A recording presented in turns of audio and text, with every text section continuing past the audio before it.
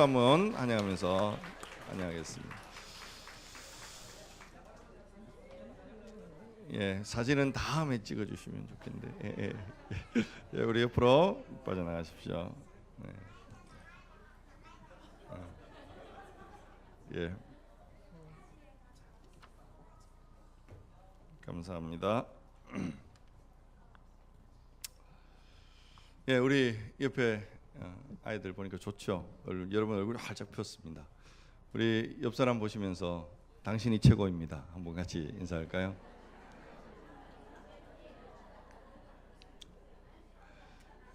다시 한 번 더요. 당신이 있어 감사합니다. 우리 같이 한번 할게요.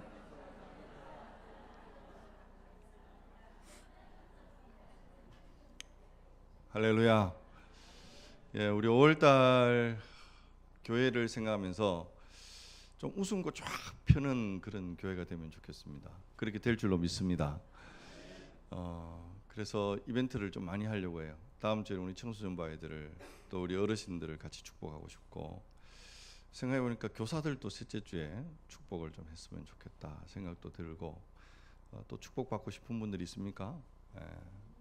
5월달에 마음껏 축복하도록 하고, 주보에 간 것처럼 5월달에는 가족별로 또 사랑방별로 좀 여러분들이 야외에 나가시든지 교회에서든지, 교회 요즘 사진사가 너무 좋아요. 우리 김주경 집사님 또 우리 안동호 집사님, 이런 분들 사진사를 인용해서 예쁘고 또 이쁜 사진을 찍어서 제출해 주시면 상품도 엄청나게 준비하도록 그렇게 하겠습니다. 그래서 5월은 가정의 달, 좀 기쁘고 또 좀 즐겁고 또 막 웃음이 넘치는 그런 한 달이 되면 좋겠다. 오늘 첫째 주일 어린이 주일입니다.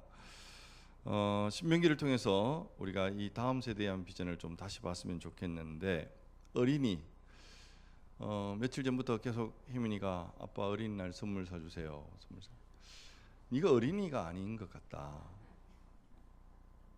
6학년까지는 어린이라고 끝까지 고집을 세우는데, 그래서 찾아봤습니다. 어린이에 대한 연령의 정의를 어떻게 하는 것이 좋을까?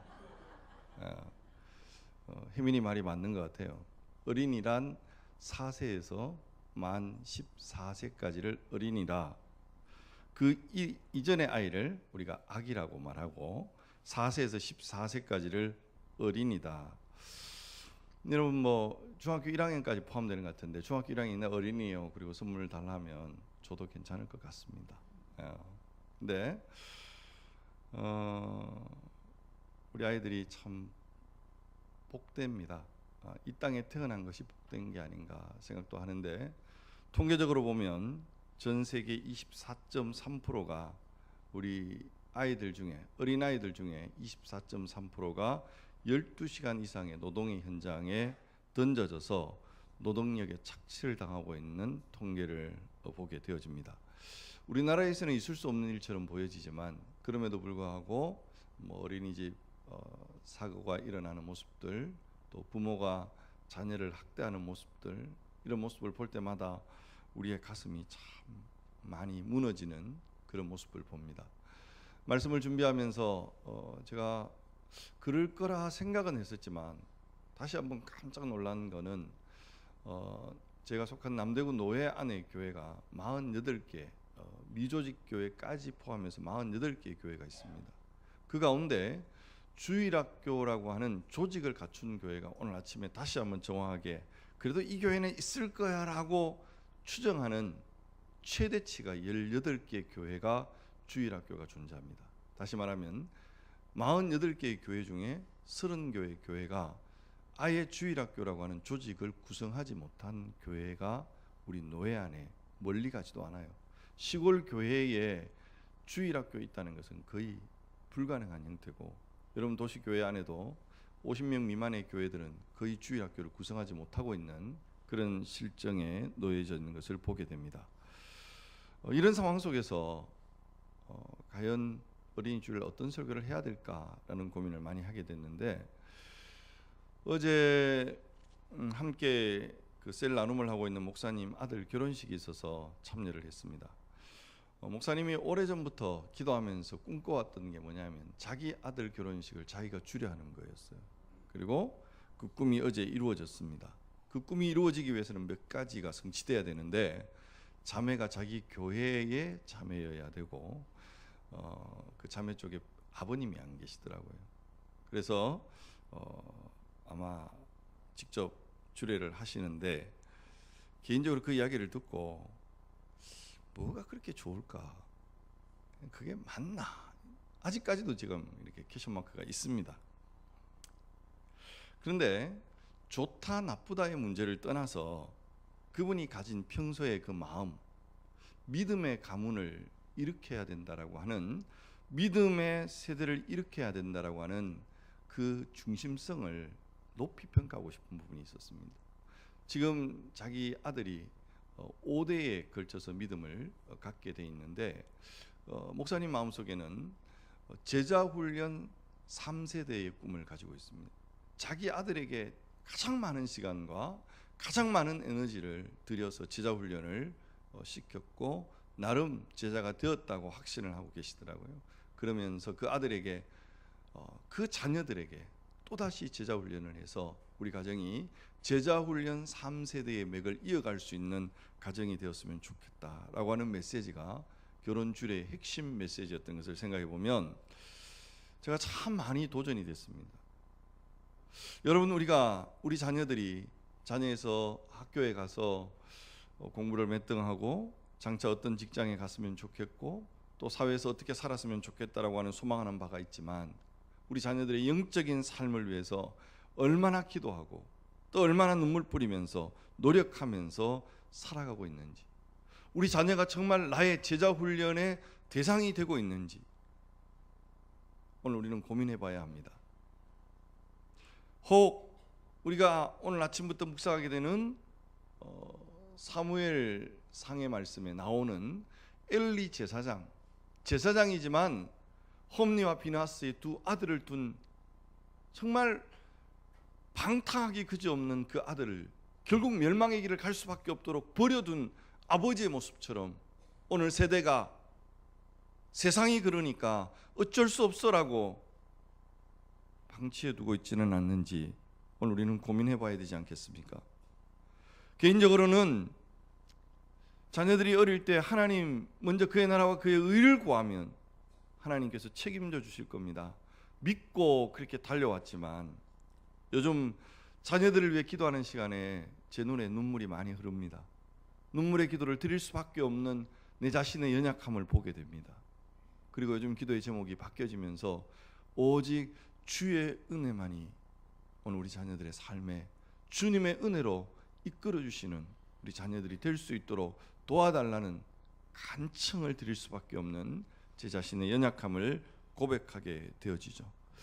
오늘 어린이 주일을 맞이하면서 신명기를 중심으로 오늘 우리 자녀들을 어떻게 양육해야 될지 결단하고 또 다시 한번 믿음으로 우리 자녀를 세우기 위해서 힘쓰는 우리 가정들이 되면 좋겠다. 여러분, 신명기라고 하는 이 책 자체가, 신명기라고 하는 이 말의 의미가 다시금 하나님의 명령을 기록한 책이라는 의미입니다. 다시 하나님의 명령을 기록한 책. 어떤 중요한 목적이 있어서 다시금 하나님의 명령을 반복해서 기록해야 했던, 여러분, 그래서 신명기 6장 1절 말씀을 우리 같이 한번 읽어볼까요? 같이 한번 읽어보겠습니다. 다 같이 시작. 이는 곧 너희의 하나님 여호와께서 너희에게 가르치라고 명령하신 명령과 규례와 법도라. 너희가 건너가서 차지할 땅에서 행할 것이니. 잘 보시면 두 가지를 말하고 있습니다. 너희가 가서 건너가서 차지할 땅에 행할 것. 여러분, 신명기라고 하는 것은 다시 하나님의 명령을 기록한 책인데 왜 썼나? 너희가 건너가서 차지할 땅에 이렇게 살아라, 이렇게 행할 것이다 라고 기록한 책이다, 그렇게 말씀하고 있습니다. 자, 그러면 우리가 여기서 본문에 기록되지는 않지만 상식적으로 생각할 수 있는 하나의 이야기가, 이 신명기가 지금 현재 세대를 향해서 기록한 책입니까? 아니면 다음 세대를 위한 책입니까? 예. 이 말씀은 지금 세대를 향해서 하고 있는 이야기가 아니라 다시금 기록하면서 다음 세대, 가나안 땅에 들어가서 살아갈 우리 자녀들의 세대를 향해서 오늘 이 말씀이 기록이 되었다. 그래서 신명기는 교육을 담당하는 사람에게 있어 아주 중요한 자료집, 특별히 6장에서 8장까지는 쉐마, 핵심 주제가 선포되는 그런 본문이죠. 근데 왜 이 책을 썼느냐? 두 가지 이유입니다. 다음 세대를 향해서, 또 한 가지는 그들이 들어갈 살아갈 땅에서 어떻게 살아야 될지. 이것은 오늘 우리에게도 우리 자녀들을 양육하기 위해서 고민할 때 반드시 신명기가 고민되고 묵상돼야 될 주제가 바로 여기에 있기 때문에 그렇습니다. 오늘 본문에 6절 말씀을 같이 한번 읽어볼까요? 다 같이 한번 7장 6절이죠. 같이 한번 읽습니다. 시작. 너는 여호와 내 하나님의 성민이라. 내 하나님 여호와께서 지상 만민 중에서 너를 자기 기업의 백성으로 택하셨나니. 너는 여호와 내 하나님의 뭐라고요? 성민. 그랬습니다. 이 성민, 우리 자녀들의 이름 중에 성민이라는 이름이 많이 있습니다. 거룩한 하나님의 백성 뭐 이렇게 되어 있는데, 거룩한 하나님의 백성, 선민이라는 이 말의 의미가 뭐냐면 도덕적으로 윤리적으로 흠이 없고 깨끗하고 죄를 안 지어서 성민이라고 말하지 않아요. 여기에 성민이라는 말은 따라합시다. 구별하여 택했다. 예, 구별하여 택했다라는 말입니다. 그래서 오늘 본문에 보면 내 하나님의 성민이라, 내 하나님 여호와께서 지상 만민 중에서 너를 자기 기업의 백성으로 뭐 했다고요? 택하셨나니. 그렇게 돼 있죠. 성민이란 죄 안 짓고 애들이 깨끗하게 도덕적 우위를 갖는 부분도 분명히 있겠지만, 더 중요한 것은 하나님께서 구별하여 택했대요. 그런데 오늘 여기에 택했다는 말에 수식어가 붙어 있는 것을 보면 뭐라고 그래요? 내 하나님 여호와께서 지상 만민 중에서 너를 뭐의 기업으로? 자기 기업의 백성으로. 자기 기업은 무슨 기업입니까? 하나님 기업을 이야기합니다.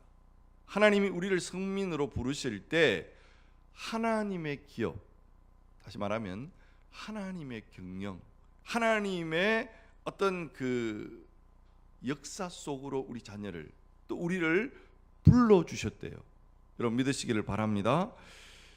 하나님께서 우리 한 사람 한 사람, 저는 그 레위기를 지금 묵상을 하고 지금 신명기로 사무엘상으로 넘어갑니다만, 레위기를 묵상할 때마다 이렇게 생각하는 게 뭐냐면, 제사장의 간복, 그 옷, 그 가슴팍에 보면 흉배죠. 여기에 12개의 보석이 박혀 있잖아요.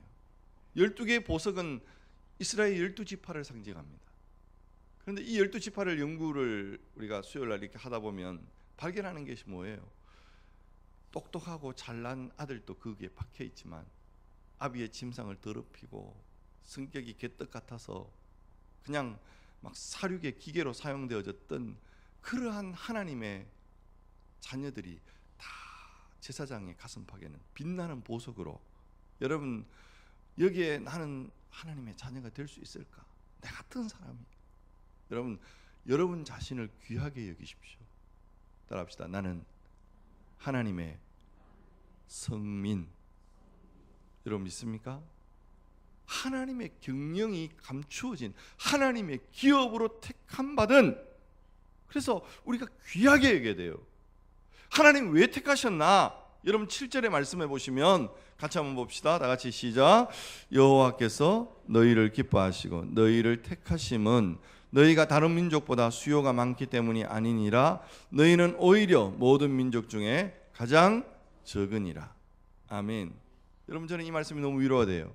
우리는 늘 세상에서 수의 싸움, 크기의 싸움, 이 싸움에 우리가 민감하지만 하나님이 이스라엘 백성들을 택한 것은 그 조건이 잘나서 실력이 좋아서 아니라고 말합니다. 성경은 단언하건대 너희가 약했기 때문에, 부족했기 때문에, 어리석었기 때문에 택했대요.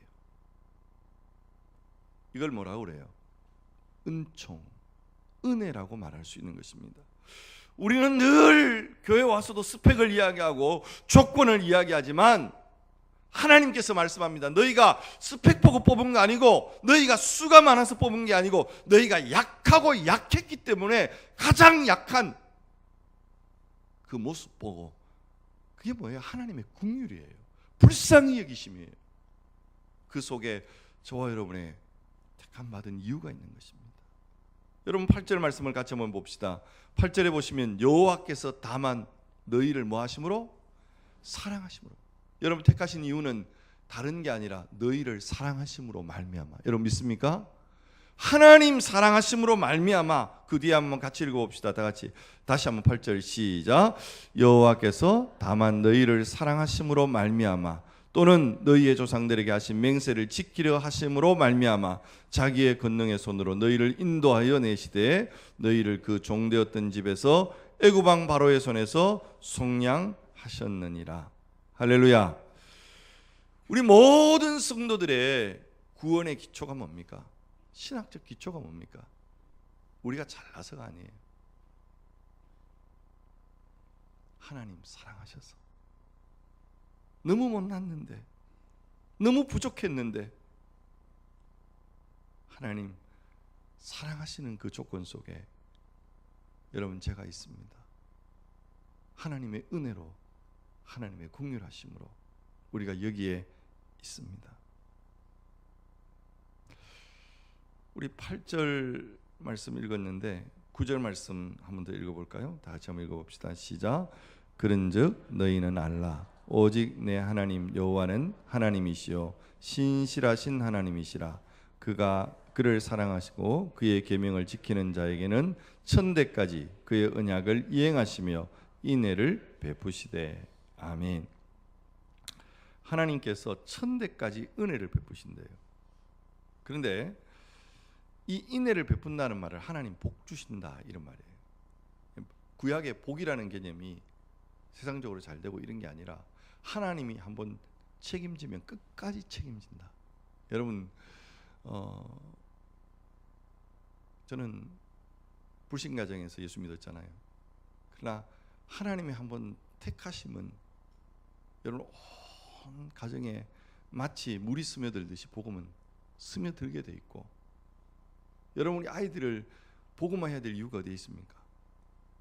하나님께서 아이들에게 심겨진 복음일지라도 여러분 평생의 그 복음이 그의 삶을 지배할 수 있다면 그를 통해서 하나님의 복음이 천대까지 여러분 흘러가는 이 은혜를 하나님께서 약속하고 있단 말이죠.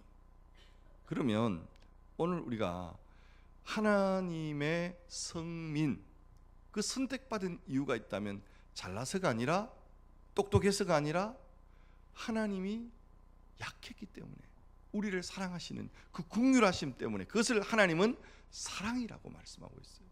그 사랑으로 우리를 선택하셔서 천대까지 은혜를 베푸시며 책임져 주시는 우리 하나님.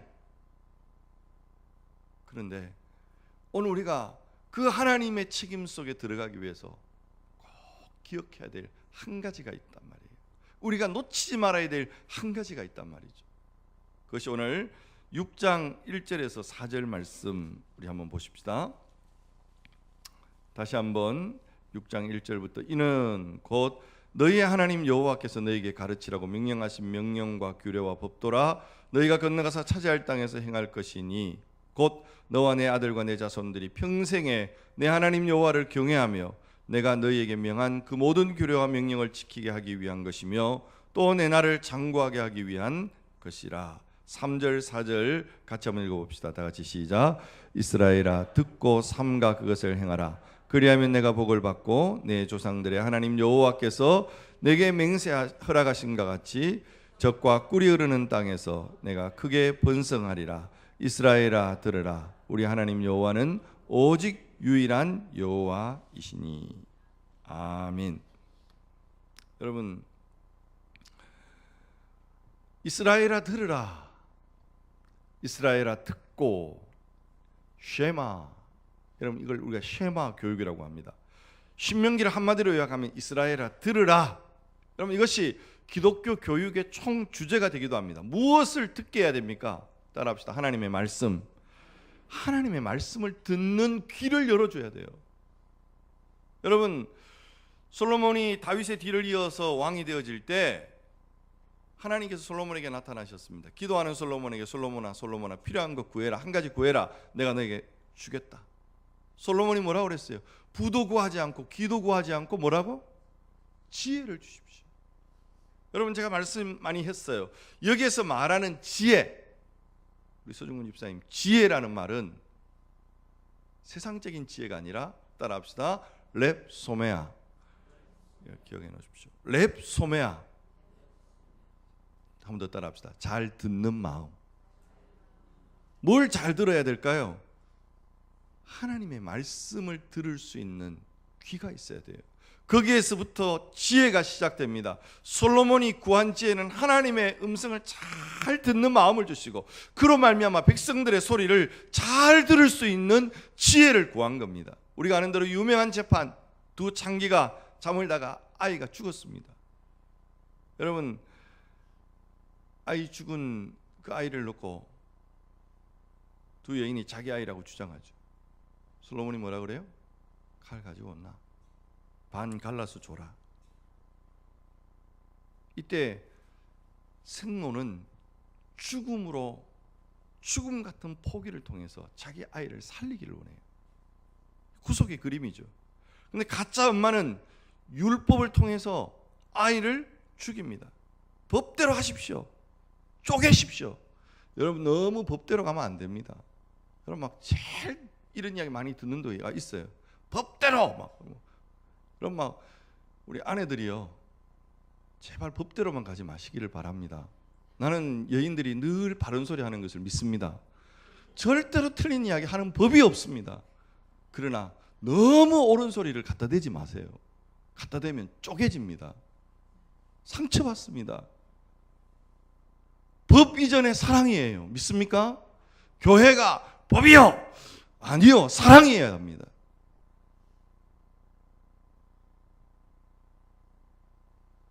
렙소메아. 솔로몬은 그 어머니의 본성 속에 있는 렙소메아, 듣는 마음을 가지고 있었던 거예요.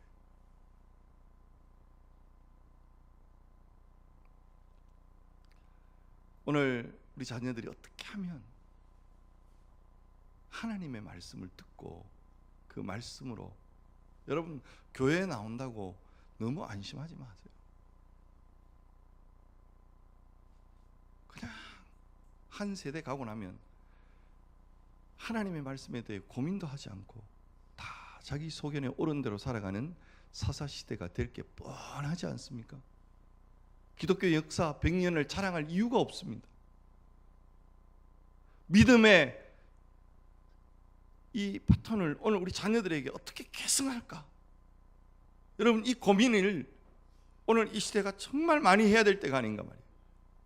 우리 아이들이 하나님의 말씀을 들을 수 있도록, 하나님의 사랑을 깨달을 수 있도록, 그 사랑 안에 살아갈 수 있도록 오늘 우리는 눈물을 흘릴 수밖에 없는 부모 세대입니다.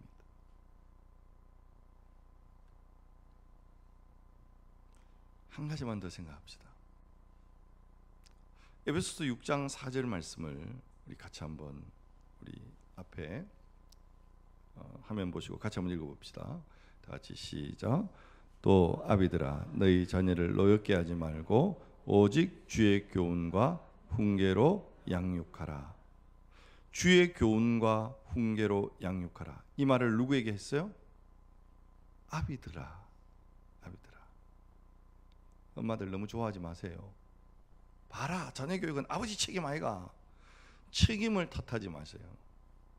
여러분 유대인들은 오랜 역사 속에 수많은 침략을 받으면서 피가 섞이고 섞입니다. 그런데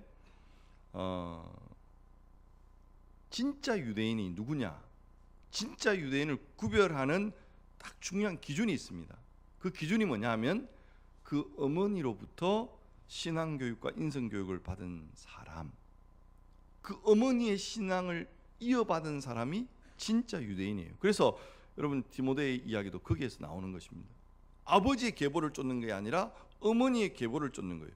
그러면 아비들아 주의 교훈과 훈계로 양육하라고 하는 이 말이 무슨 의미입니까?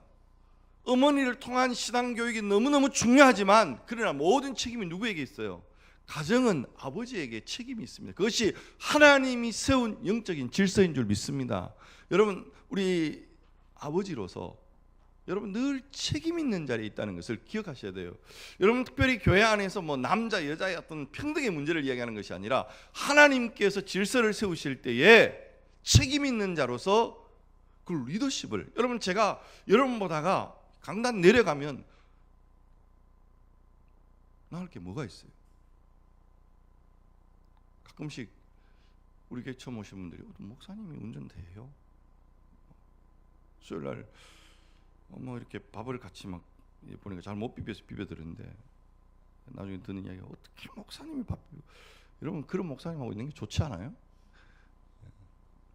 저는 여러분 처음 뭐 여기 28에 와서 그게 몸에 배어 있어서 전혀 불편하지도 않고 그런 이야기하면 내가 잘못하고 있는가 이런 생각을 할 때가 있어요, 사실은. 그런데 중요한 것은 하나님께서 나를 여기에 세우셨단 말이에요. 여러분 그 권위를 여러분이 인정해 주시는 줄로 믿습니다. 하나님께서 여기 장로님들이 잘나서 똑똑해서 뭐 스펙 좋아서 세운 거 아니에요. 만약 그런 장로님이라면 세상 기준이죠. 하나님이 우리를 불쌍히 여기셨고 긍휼히 여기셨고 세우셨어요. 그러면 오늘 우리가 그 권위를 인정하고 존중하는 것. 여러분 오늘 지금 모든 권위가 지금 무너지고 있지 않습니까? 학교부터 운동회 이렇게 가보면, 이제 마지막 운동회를 가봤습니다. 가보니까 부모들이 오늘 아침에 성현 선생님 보고 아이고 살이 빠졌네, 많이 힘들지, 애들 막 요즘 너무 힘들더라 뭐 이런 이야기하니까 애들은 그래도 좋아요, 부모들이 문제지. 너무 가슴 박히는 이야기. 막 운동회 하는데 자기 애밖에 몰라. 애들 줄 서고 앉아 있는 거 거기 앉아 있도록 해야 되는데 거기 가서 자기 애만 딱 가지고 온통 시장바닥 대고 보니까 운동이 재미 하나도 없어졌어요.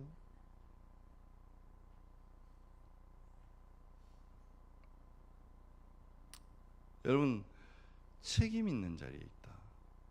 권위가 무너지면 안 된다는 이야기를 하고 싶습니다. 여러분 가정에서 남편이 아무리 못나도 자식들 앞에 그냥 무시하고 깎아내리고 그러지 마세요. 하나님이 세운 권위를 인정해 줘야만이. 여러분 많이 봤습니다. 아버지 권위 무시하는 집에 나중에 자식들 커도 아버지 알기를 개떡으로 알아요. 정말 아버지는 그냥 돈 벌어다 주는 기계고, 죄송합니다 이런 표현 써서, 막 정말 그런 권위를 인정하고 싶지 않고 싶은 마음이 막 이까지 일어나더라도 하나님이 세운 권위라고 인정하실 때 여러분의 자녀들이 바로 세워지는 역사가 있는 줄로 믿습니다. 원고에 없는 이야기를 좀 하고 있습니다. 다시 원고로 돌아갑니다. 여러분 모든 게, 여러분 이 로마 사회 안에서 로마 붕괴의 원인을 이야기할 때 세 손가락 안에 반드시 들어가는 이유가 뭐냐면 가정의 붕괴였습니다. 여러분 가정이 붕괴되면서 결국은 사회가 붕괴되는, 지금 우리 한국 사회가 이 위기 속에 분명히 있다고 저는 생각을 합니다. 그런데 이 책임을, 여러분 1차적인 책임을 자녀를 낳은 부모의 책임이에요. 여기에 너희 자녀를 그랬을 때 이 자녀라는 말이 테크논이라는 말인데요, 이 테크논이라는 단어 하나를 쓰며 오늘 말씀을 마무리하려고 합니다. 이 테크논이라는 단어는 아주 오묘한 용례를 가지고 있는데 이것이 자녀라고 하는 개념 속에 공동체성, 집단성이 다 포함되어 있다는 이야기를 여러분에게 하고 싶어요. 무슨 이야기냐면 내가 배 아파서 놓은 자녀만 내 아이가 아니다 이 말이에요. 오늘 여러분들이 여기에 머리에 손 얹고 같이 기도해 준 자녀들이 우리의 자녀인 줄 믿습니다. 교회는 부모도 동일한 개념이에요. 예수님께서 12살 되던 해에 예루살렘에 예배드리러 갑니다. 그런데 부모가 아이를 잃어버려요.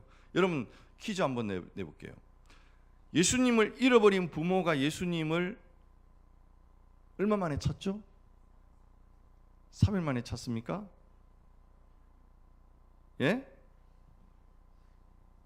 한번 성경을 찾아보십시다. 누가복음 2장 41절 42절, 여러분 앞에 화면이 있습니다. 하면 또 친절하게 띄워줍니다. 같이 한번 천천히 읽어봅시다. 시작. 그의 부모가 해마다 6월절이 되면 예루살렘으로 가더니 예수께서 12살 되었을 때에 그들이 이 절기의 관례를 따라 올라갔다가 그 날들을 마치고 돌아갈 때에 아이 예수는 예루살렘에 머무셨더라. 그 부모는 이를 알지 못하고 동행 중에 있는 줄로 생각하고 얼마? 하루길, 하루 만에. 여러분 근데 자식 없어진 거 하루 만에 아는 부모가 좋은 부모예요, 나쁜 부모예요? 생각도 못하는 일이 아닙니까? 근데 어떻게 하루 만에 생각을 했을까? 그게 유대 문화를 이해하지 못하면, 상식적으로 이해하지 못하면 이해가 안 되는 부분이에요. 한 시간도 없으면 난리가 나는데, 이게 중요한 유대인들이 갖는 자녀관. 유대인들은 내가 배 아파서 놓은 아이만이 내 자녀라고 생각하지 않아요.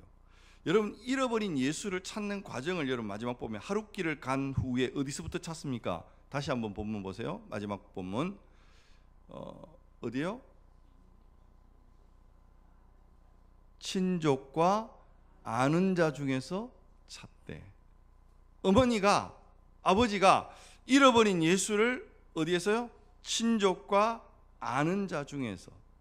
적어도 유대인의 문화 속에는 아는 사람, 친족 중에서 그 자녀가 나의 자녀예요. 여러분 우리 문화도 옛날 그랬잖아요. 뭐 배고프면 들어가는 집이 그냥 내 집이고 밥 먹어도 누가 뭐라 해요? 다 내 자녀처럼. 이게 공동체성, 동양 문화가 갖는 공통적인 어떤 독특한 어떤 문화였습니다. 오늘 우리가 이야기하고 싶은 것은 우리가 자녀에 대한 개념을, 지평을 좀 넓혀 갈 수 있으면 좋겠다. 여러분 내가 배 아파서 낳은 자녀만 내 자녀가 아니라 적어도 내 눈앞에 띄어있는 우리 교회 아이들을 보면서 특별히 여러분 볼 때마다 좀 축복해주고 기도해주고 사랑해주세요. 북한의 우리 자녀들을 볼 때마다 여러분 눈물 흘릴 수밖에 없지 않습니까?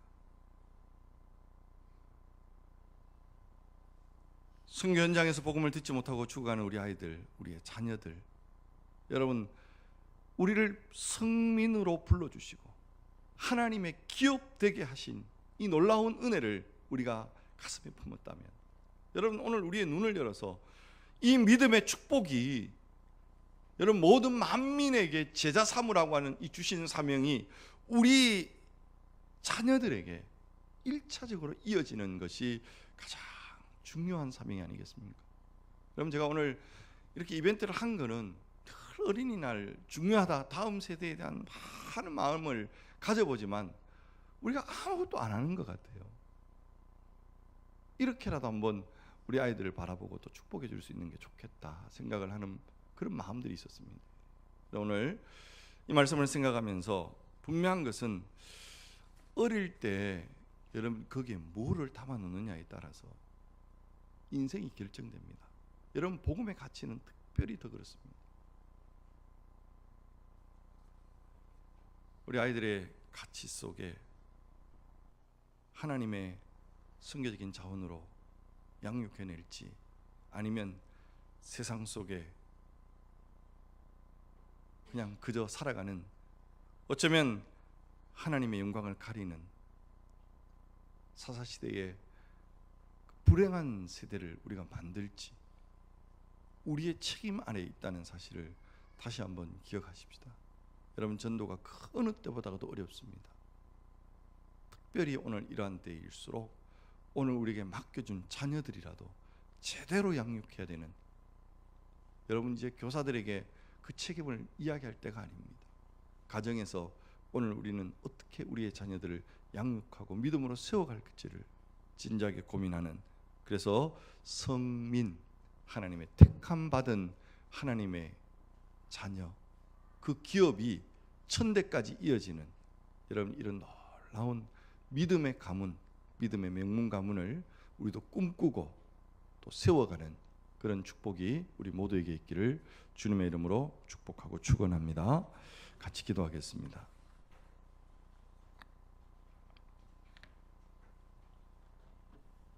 하나님 아버지,